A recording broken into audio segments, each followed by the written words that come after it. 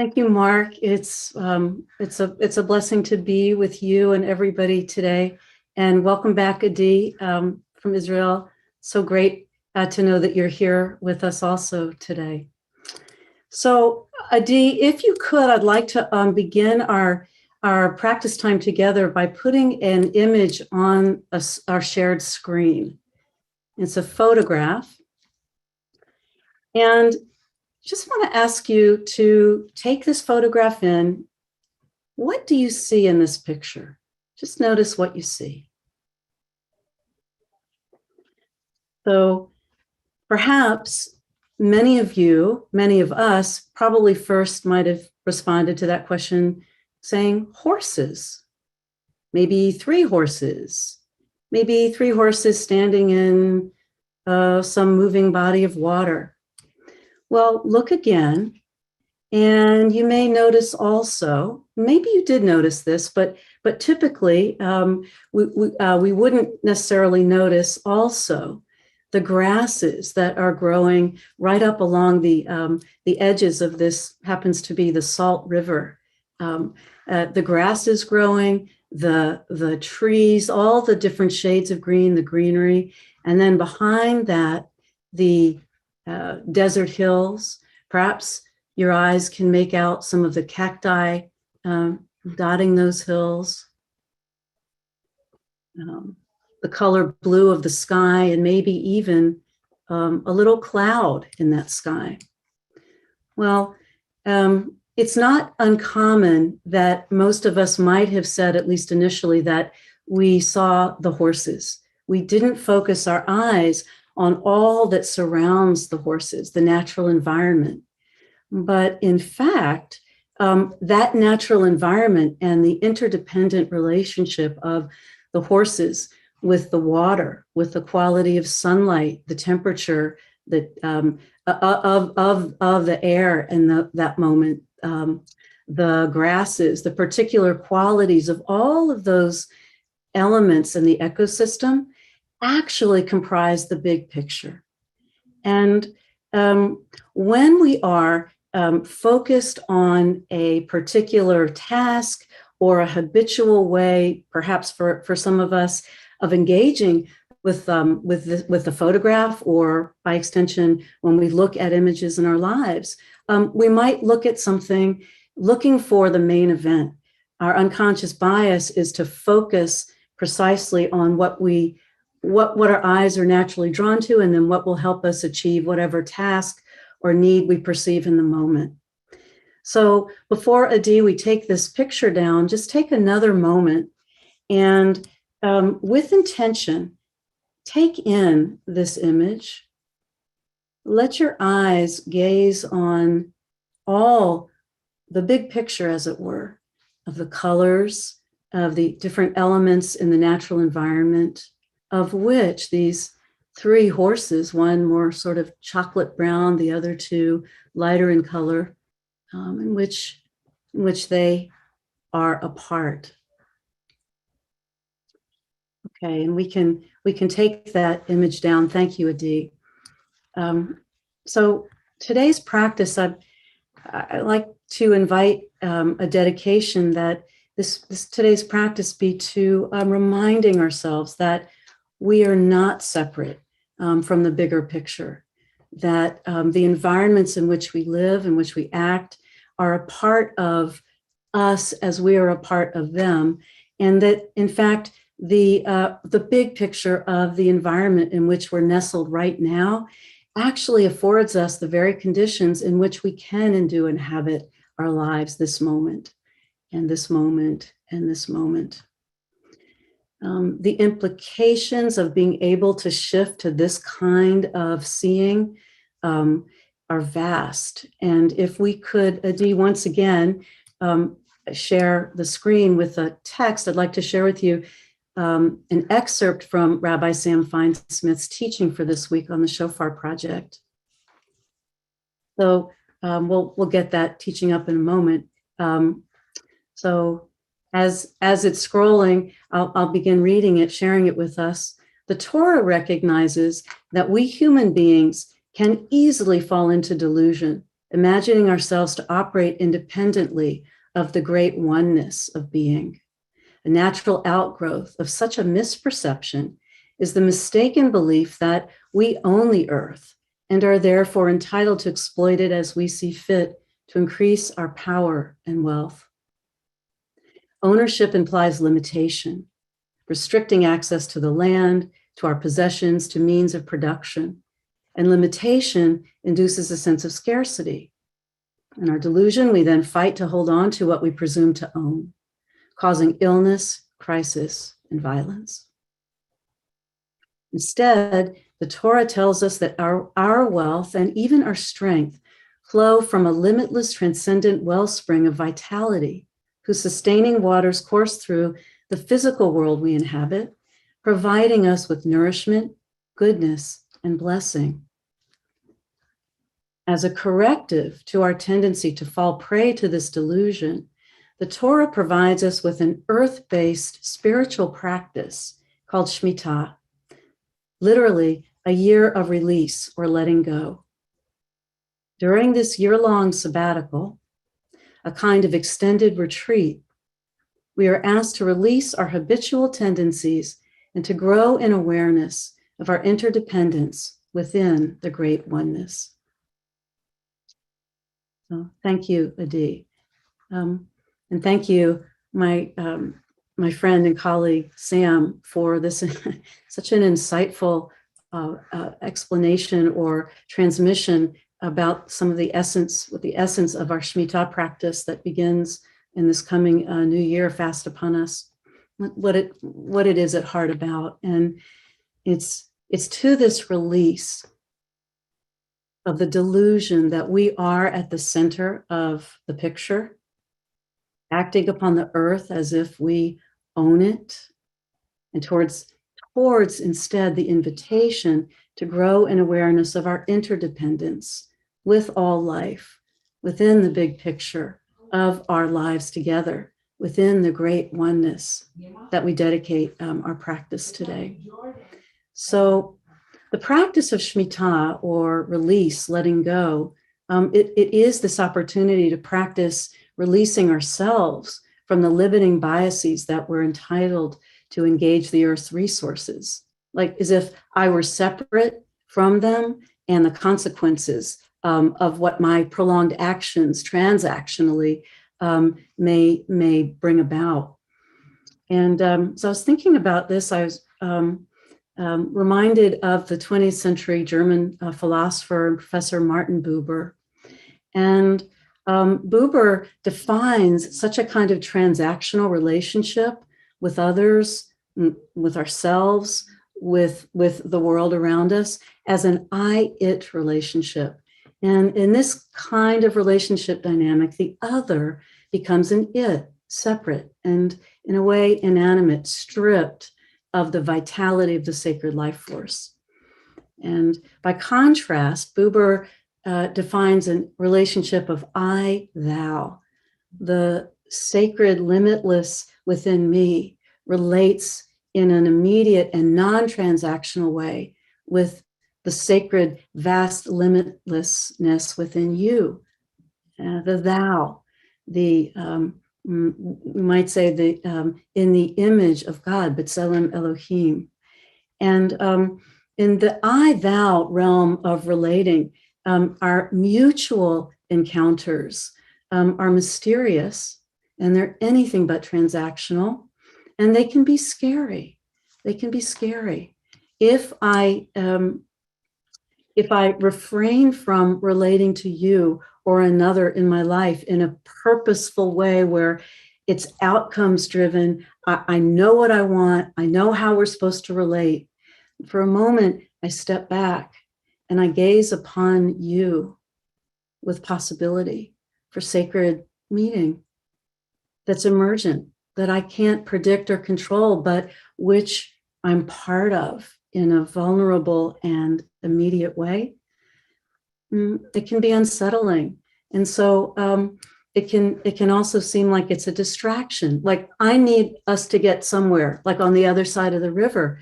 So come on, let's hop to it. Well, we know, and Martin Buber is astute to point out that moments of I-thou encounter are but moments. We can't live, at least in these embodied forms as humans, at least now, constantly in a state of I-thou. We transverse between the realms of transaction and sacred being with all the time.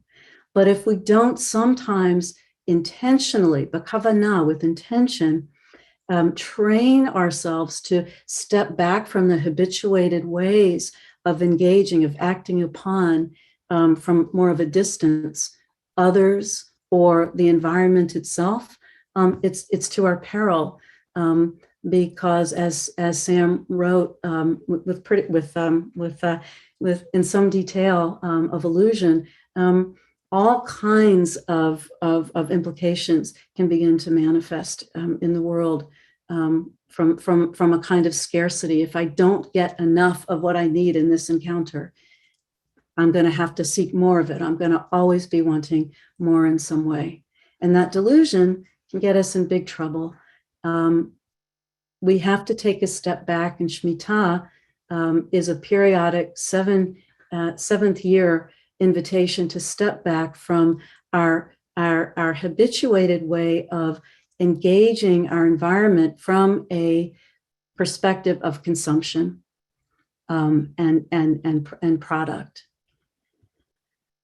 And instead, we can practice. We must be able to strengthen the muscles of letting go. Of letting go of that habituated way of seeing another, the environment, in terms of its relative worth to us. And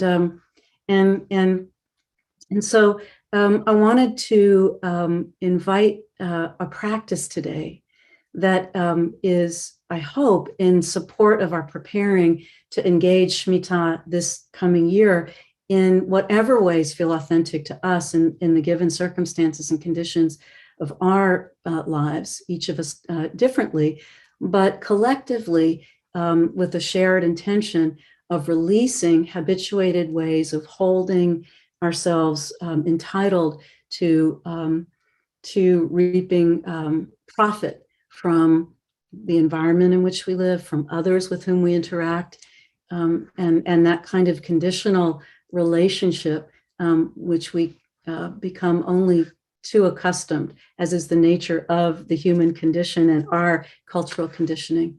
So in service of deconstructing or stepping back from that conditioning, I want to invite us into a blessing practice today, a kind of invitation to an I-thou relationship with the elements that actually are around you, around each of us right now, and enabling us to be together right now, seated or lying down or standing, wherever we may be in the dwelling in which we're situated now. We traditionally can employ a blessing practice, as Mark invited us to do as we prepared to begin today, with blessing ourselves or blessing each other, wishing us wellness, peace, happiness, freedom from suffering, wishing us to experience ourselves as being loved. I want to invite us today into a guided practice in just a moment, where we're going to actually, the invitation is to extend blessing to the elements themselves, these living, flowing, dynamic expressions of embodied great oneness. And it may seem a little different to wish, for example, if tree comes into your mind's eye, to wish that tree to be loved, to feel itself peaceful and happy. But I want to invite this practice exactly because it's not habitually where we're usually directed to focus our attention. So we might bless another person, but we want to see and bless also the natural world in which that person is embedded and nestled as also sacred, as part of the thou with which the I of our awareness is relating. So invite you to, again, come to a comfortable seat. And you might let your eyes close. You might leave them open, and I'll ask Adi to place the formula or the sentences that we'll use for our blessing practice, our well wishes, onto a screen share. If you want to refer to them from time to time in the next few moments. But allow, if you are comfortable doing so and choose to, your eyes to otherwise, they can close. And as you turn your attention for a moment inwards, the inner body, the inner physical body, and just notice whatever you may be experiencing in this body right now.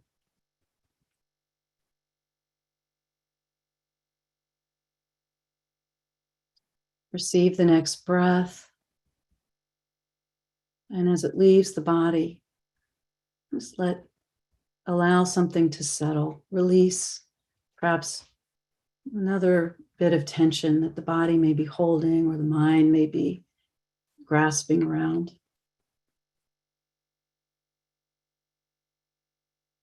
And now I invite you to bring to your awareness some land, some bit of earth that is underneath you right now. See this land in its detail. It may be covered by concrete, of course, the dwelling structure, but imagine the earth underneath that supports your being right here, right now.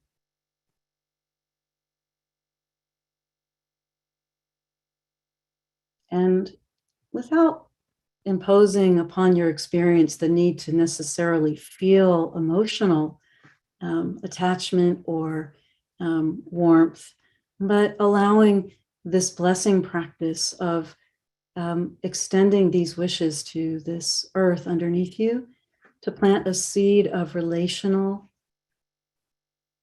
co-being, the sacredness of this earth and the blessing it affords you, all of us right now. So to this earth, may you be peaceful. May you be happy. May you be free from suffering. May you be loved.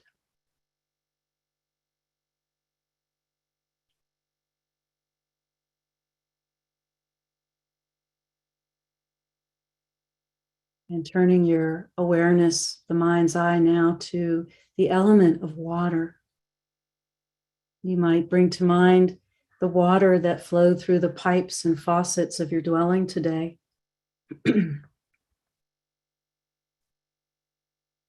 Perhaps directing your mind's eye to the sources within the community where you live that enable the water to flow to your dwelling place, and to this water that flows and has reached you this morning and affords such blessing.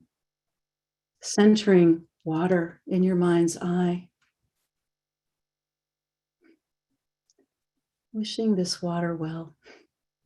May you be peaceful. May you be happy. May you be free from suffering. May you be loved.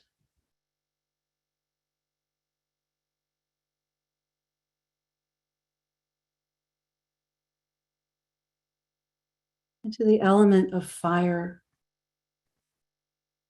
the heat of the sun, whether your dwelling be energized by solar or electric energy source, the fire, that capacity to conduct heat and transform and ignite, has enabled each of us in some way to come together right now virtually.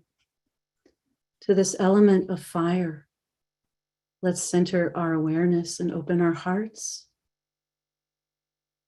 May you be peaceful. May you be happy. May you be free from suffering. May you be loved.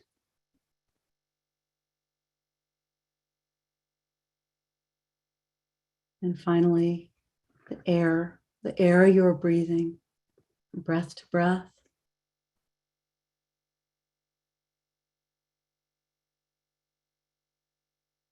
May you air. May you be peaceful.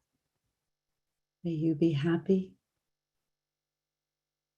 May you be free from suffering. May you be loved.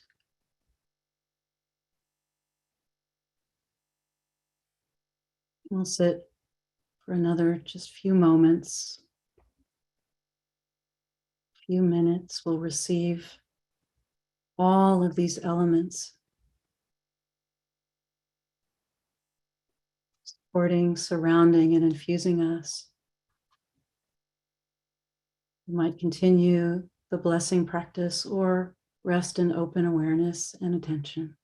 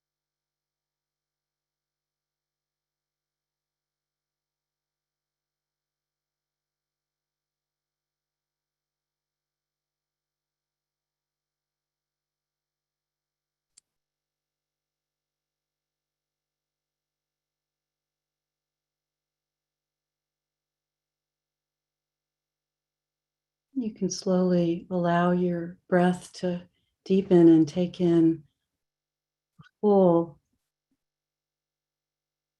filling the lungs and belly full.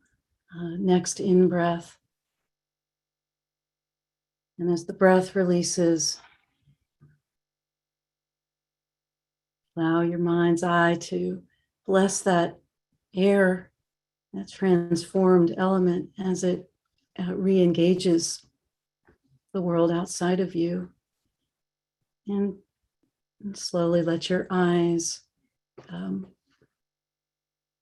come open again if they were closed, and you can slowly bring your awareness back to the shared screen and our shared ecosystem here together. Thank you so much, Myriam. I'm going to call on Richard Shiner again to punctuate our practice with the sound of the shofar, as is traditional in the month of Elul, as a spiritual practice to hear the sound as a call for waking up to the reality that Myriam invited us to today.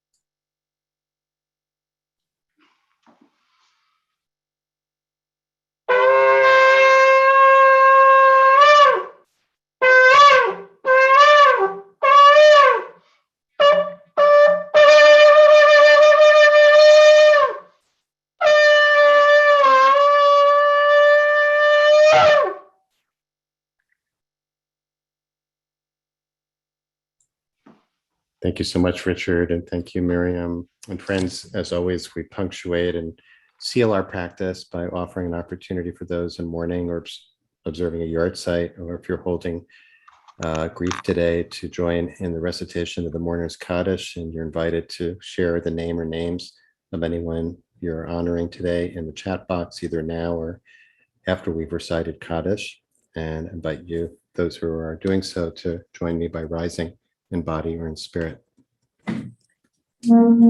Yitkadal, Yitkadash, Shemei Rabbi, V'yama Divrach Yirutei, V'yamlich Malchutei, Hayechon V'yamechon, V'chayei Deval Beit Yisrael, Ba'agala V'zman Kariv, V'yiru, Amen. Hey Shmei Rabba Yivarach, Olam V'amei Amen. Yiparach V'yishtabach V'yitpa'ar V'yitmam V'yitnaseh V'yithadar V'yitale V'yitalal Shemei V'kudsha B'reichu Ela Min Kol Birchata V'Shuata V'Ushbechata V'Nechamata Shmiran Ba'alma Imru Amen. Yehei Shlama Rabba Min Shemaya Chaim Aleinu Kol Yisrael Imru Amen. Useh Shalom B'Mama Hu Yaseh Shalom Aleinu V'Al Kol Yisrael V'Kol Yoshei Tevel Imru Amen. Amen.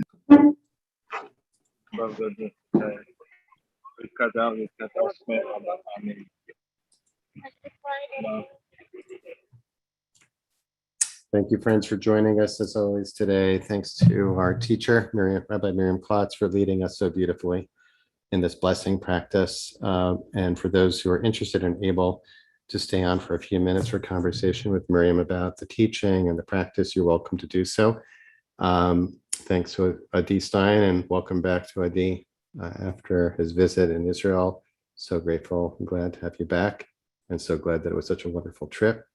And most of all, to all of you, thank you. Thank you for your presence. Thank you for your devotion and dedication to this practice, and sustaining this community of practice for these many months. And if you're leaving us today, we hope you'll join us tomorrow, same time, same station. And hope you have a safe, healthy, and many blessings for the rest of your day. If you do have a question for Myriam about today's practice or teaching, please put it in the chat box. So Myriam, I'm going to lead it off. I'll keep an eye on the chat box to see what comes in question-wise. I was very grateful that you brought in Martin Buber and the I-it, I-thou dichotomy, which many people may be familiar with, but some people may not be familiar with, as a description of what this Shemitah practice is really about, right? And what I heard you teaching was about our capacity to let go of our habitual ways of seeing the world.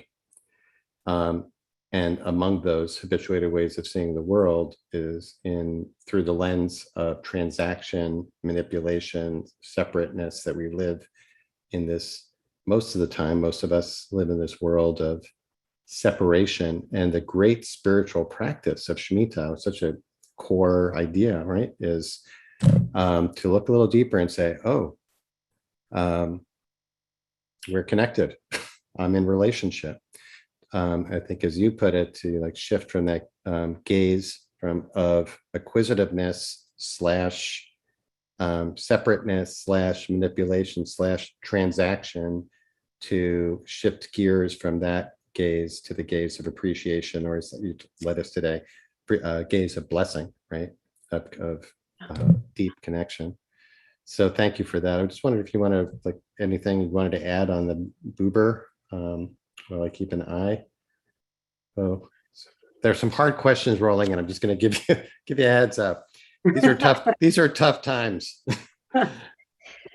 Good, excellent, but hard questions coming in. Yeah. Well, one thing I would say about Buber, I'm no Buber expert, but I am a student of Martin Buber, and I so appreciate his realism when he suggests that it's not that we can stay in a state of sort of I thou, of that kind of relationality continuously, but that it's to our peril if we don't open to the possibility that sometimes in the English translation I was rereading this week, that grace may find us. And in those moments that are graced, we enter into that kind of shifted perception of engagement with another. That's what he says is really a perception of the eternal thou, that's shining through our perceived separateness. Thanks. I'm gonna paraphrase one of the hard questions that's coming in is, of course, the elements, right? Fire, water, air, which we are you invited us to be more aware of our inextricable relationship to those elements. And of course, these are times when those elements are to some, out of our control, certainly. And fire, water, especially, I guess, has come to mind these days. So the question from Lori is, with respect to all the power and goodness that fire specifically brings, how do we release from the fear and resentment as it ravages our forests and towns?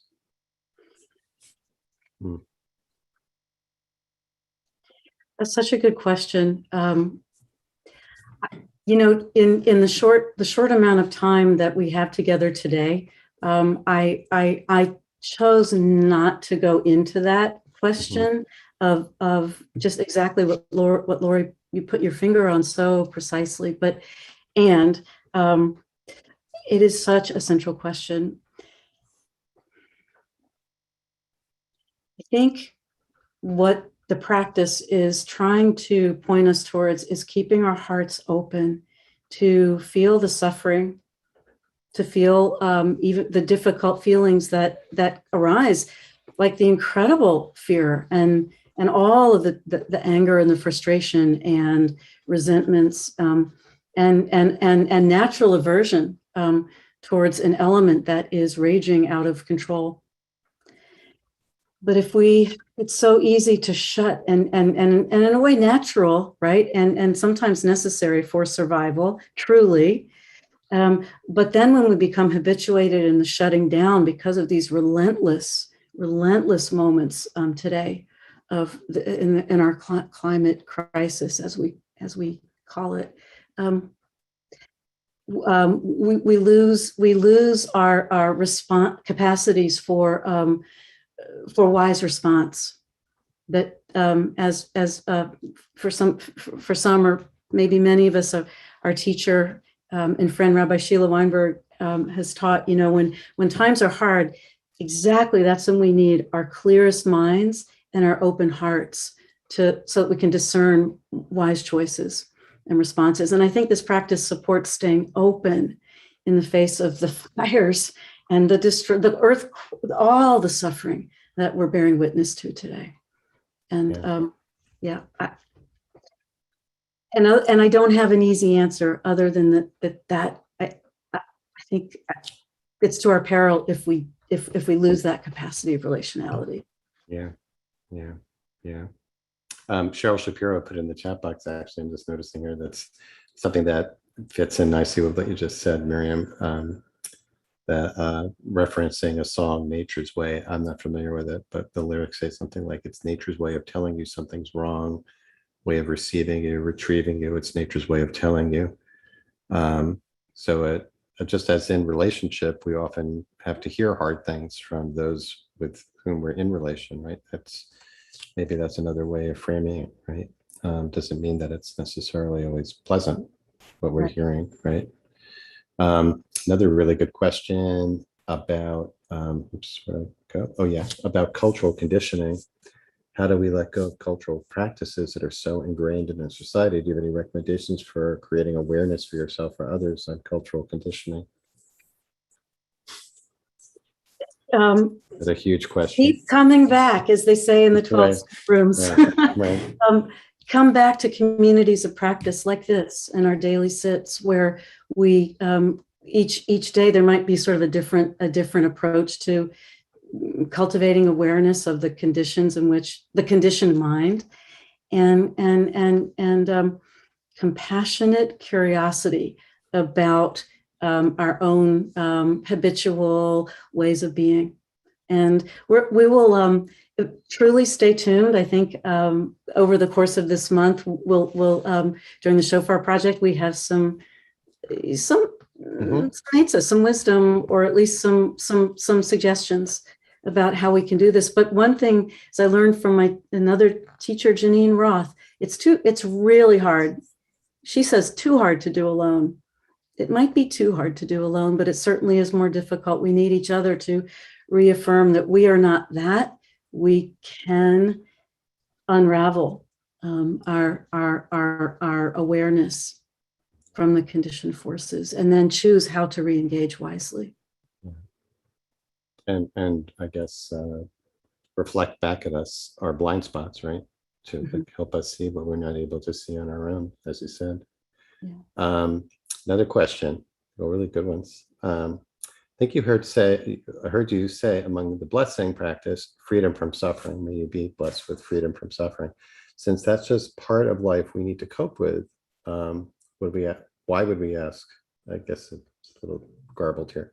Why do we ask for freedom from suffering? So maybe you want to speak to that, Myriam. If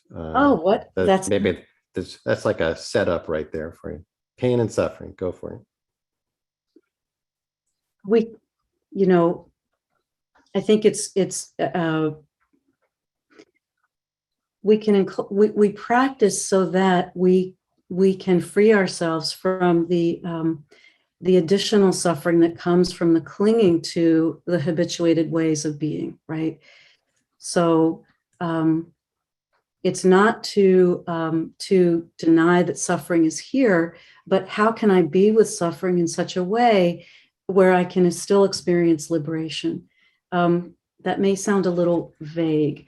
I don't mean to suggest a spiritual bypass or an intellectual bypass, ways that we could explain away or spiritualize away the difficulty, the real experience of suffering. But I think it's about when I wish another, like if I were to wish for you, Mark, which I do deeply, may you be free from suffering. It's not to say that I wish that life should only bring you, fiesta, good times. Of course, I wish wellness and blessing of pleasantness and goodness that all life could afford. But I think that the intention of this blessing is be free from the added suffering that comes from aversion to experiencing life on life's terms, as it were, in the moment, and to engaging with an open heart all that comes, and in that wish for liberation. I think that's the freedom that I think is meant here. And I'll add, I'm not so enlightened that I don't also wish that you don't experience hard times. I wish that too. I wish that also. I acknowledge my subjectiveness, my subjectivity in that, but that's also, that is there. But most deeply, that you have what you need to respond in freedom to the moment, whatever is there, and to bring, right? Yeah. Myriam, how would you bring into that this, the teaching? I think it's sometimes ascribed to the Dalai Lama, but others, pain is inevitable, suffering is optional. That's what I was thinking of as you were Yeah. describing it, right? Yeah. I don't know, how does that fit in with what you just said? What did you say? I think that is it. The pain we will experience, because impermanence, death, is part of what this embodied life is. It holds for us in our mortality and for all sentient life. And so that is, I think we practice together so that we contribute less to the additional suffering that comes from the denial that that's so. Mm-hmm. Yeah, I think that's really instructive. It goes back to that earlier question about our connection with the elements, right? Which we usually think of as benign and essential, but also we can experience as deeply threatening and destructive, and painful, right? That's part of what happens in the system, and we're dedicating ourselves in our practice to alleviating the additional suffering and to minimizing the pain, I guess, too, right? So there is going to be pain, but we can, alleviate it or mitigate it to some extent, and certainly not exacerbate it, right, through the suffering. Yeah, thanks for that. So beautiful. People really appreciated, as did I, the visual that we started with. So thanks so much for bringing that. All right, we are at time. Just want to thank you as always, Myriam. By the way, Myriam will be back on Thursday to lead us. So if you enjoy today, please come back on Thursday. Please come back tomorrow. Look forward to seeing you at our usual time. Thanks, Adi, as always, for holding us so beautifully. And thanks to all of you for being here and for your beautiful practice. And hopefully the blessing will stay with you throughout this day and throughout the month of Elul and into this new year of Shemitah, of letting go and easing into appreciation